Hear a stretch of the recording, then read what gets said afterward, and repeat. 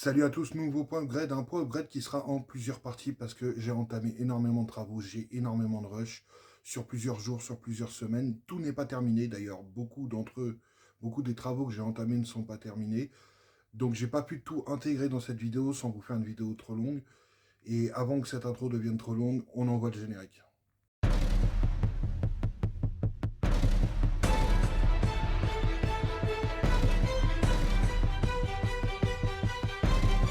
Alors, je sais pas où j'en serai à ce niveau-là dans le montage de la vidéo parce que c'est un merdier notoire dans le sens où j'ai tourné des rushs sur plusieurs jours, je les ai laissés de côté et finalement, je sais même plus trop où j'en suis, j'ai des tas de rushs à trier. Donc, on va essayer de faire un récap ensemble. Ok, let's go. Donc, en ce moment, je bossais sur les essuie-glaces qui ne fonctionnaient plus. J'ai trouvé un fil auquel j'ai rajouté une rallonge, un fil qui était tout seul. Alors pour vous expliquer, le connecteur que vous voyez là que je tiens, c'est un connecteur 4 broches qui se plug derrière le Neumann ici. Le connecteur de broche qui est branché ici, je les ai testés, c'est du plus permanent. Dès qu'on met le coupe-circuit en route, il y a du plus qui sort.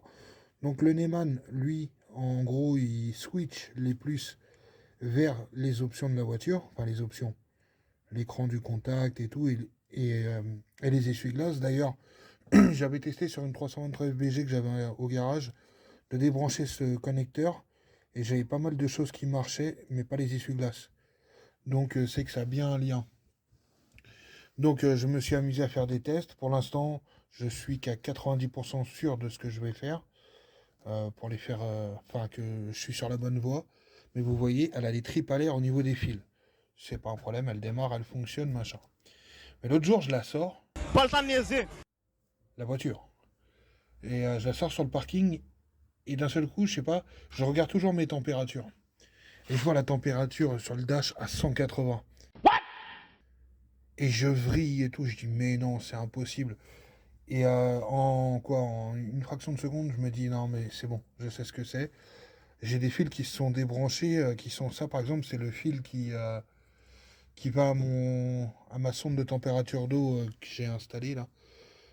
Et donc j'ai des câbles qui se sont débranchés par-ci par-là, mais rien de grave, ce sont des connectiques qui donnent des infos ici par exemple. Je vais vous montrer, hein.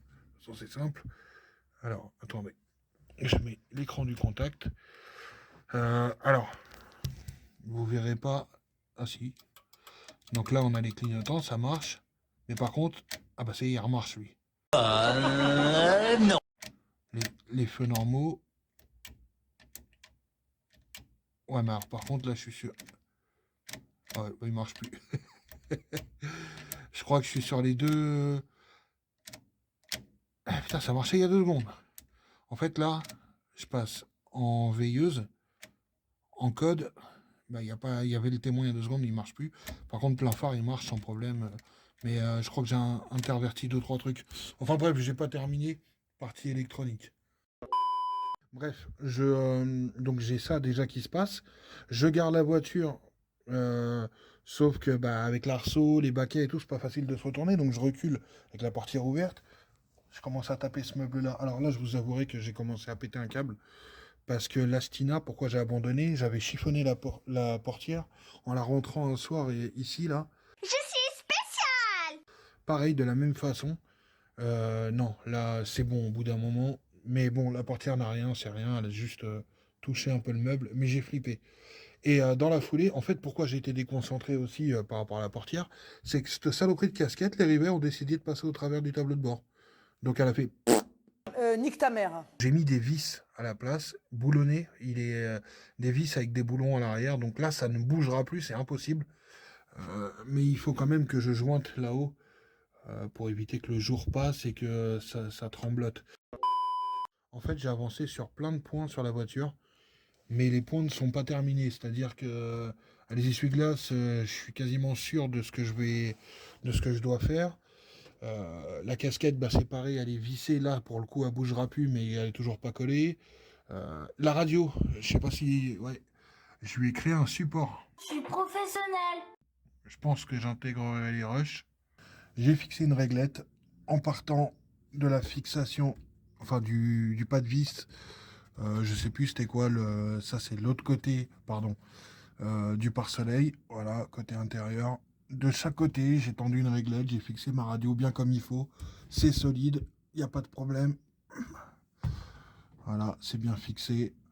Ça, c'est fait. Et j'ai fait la fixation du PMR. Donc, c'est tout simple, hein. C'est une partie de collier d'échappement que j'ai vissé dans mon tableau de bord. Terminé. Et en plus, c'est bien, c'est que le câble d'antenne donc qui mène sur le toit pourra ressortir directement par le trou de l'aération là et venir se plugger ici. Et quand on va l'utiliser, donc on va pouvoir le ramener jusqu'au n'importe lequel des deux, bah, le fil sera guidé par ce trou d'aération. Donc voilà, là c'est solide, ça bougera pas. Putain, il est fort ce con. J'ai contacté le vendeur de l'antenne qui est ici pour lui dire écoutez, j'ai coupé sans faire exprès le connecteur, il m'en faudrait un, et si possible un connecteur qui se plug dans mon PMR.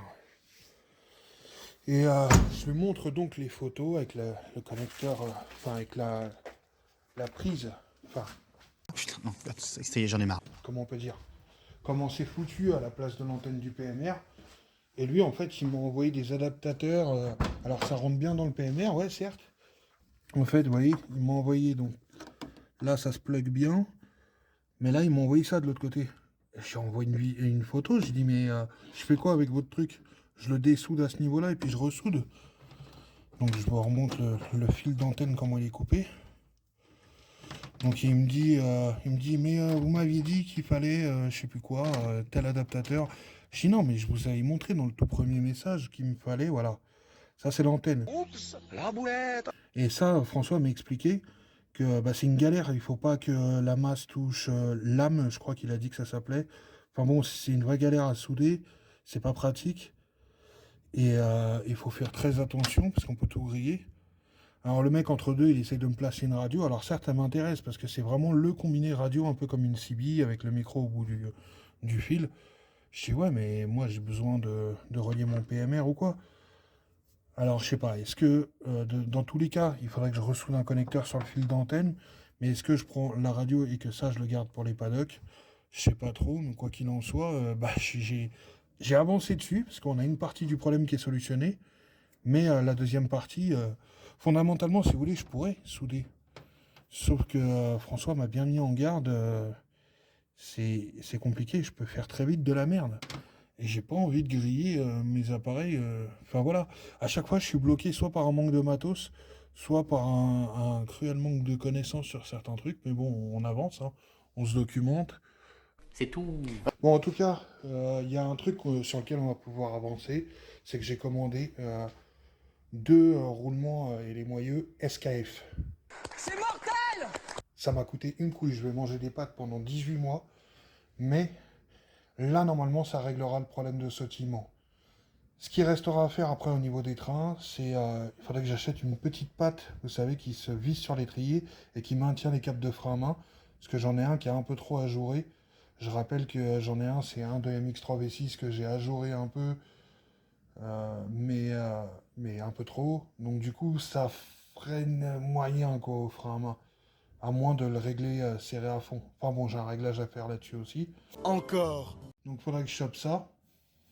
Et j'ai toujours la canalisation de frein changée. Elle est dans mon coffre d'ailleurs.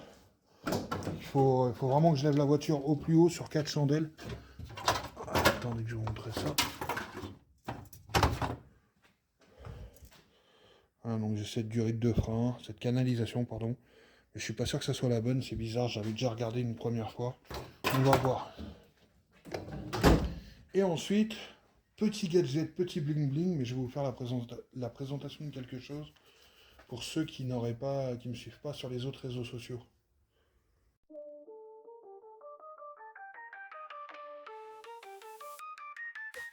Ouais, c'est pas mal. Un grand merci à Mustapha, encore une fois, qui m'a réalisé cette plaque selon ma demande.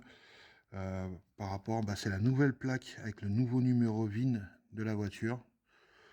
Donc on reprend les codes d'origine et puis la config d'origine avec le Mazda, le numéro entre parenthèses, le Mazda Oh, C'est quoi? Mazda Motor Corporation. Et là, j'ai constitué un nouveau numéro VIN en fonction de la config de la voiture. Donc JMZ pour Japon Mazda, BA pour la génération, 12 pour Sedan, G2 pour le 1,8 litre 128, SJR Street Jap Racing, 96 son année et 001 pour premier modèle. La mention One of One ici. Et ici, toutes les initiales des gens qui ont été, qui ont joué un rôle majeur dans l'élaboration du projet. Soit, par exemple, on va retrouver clairement. Donc, je vous donnerai pas les noms de famille des gens, hein, vous vous doutez bien. Pourquoi? Mais voilà, ici, donc les initiales de Mustapha, qui clairement, je compte plus le nombre de fois où il m'a filé des coups de main, notamment pour le bloc. À l'époque, il me l'avait avancé, donc c'est remboursé depuis longtemps là, pour le coup. C'est ok. Il me l'avait avancé et c'est lui qui m'a emmené le chercher. Donc, si vous connaissez beaucoup de propriétaires de garage qui vous payent, qui vous avancent le bloc, qui vous emmènent aller le chercher, et puis à ses frais au départ, puisque l'essence, tout ça, moi j'avais rien sur le moment. J'en ai rien à foutre. Pareil, pourquoi j'ai pas coché sur ma checklist le support de l'échangeur? Donc je l'ai amélioré, il est fixé, il est tout ce que vous voulez, mais j'ai toujours pas commandé les vis pour plus courtes pour bien plaquer l'échangeur contre sa réglette. Donc c'est pour ça qu'il est en appui contre le radiateur là. Mais tant que j'aurais pas mis les vis plus courtes et tout, je le décoche pas du tableau parce que sinon je vais oublier tout simplement. C'est pas un peu con, lui? Mais vous voyez, c'est à chaque fois, c'est des petits trucs à la con sur lesquels je dois revenir. Là, pour le moment, avec les roulements que j'ai achetés, ma mensualité des jantes que j'ai payées, plus les connecteurs de PMR, je suis pas en mesure financière d'acheter des vis. Donc voilà, c'est tout pour cette partie du point upgrade. Il y aura d'autres parties comme je vous l'ai annoncé, parce qu'il y a certaines choses que je ne vous ai pas montrées, comme le travail sur la traverse de boîte, le travail sur la compartimentation de l'admission. Enfin, il y a encore plusieurs choses à vous montrer, mais ça sera dans le prochain épisode. Salut!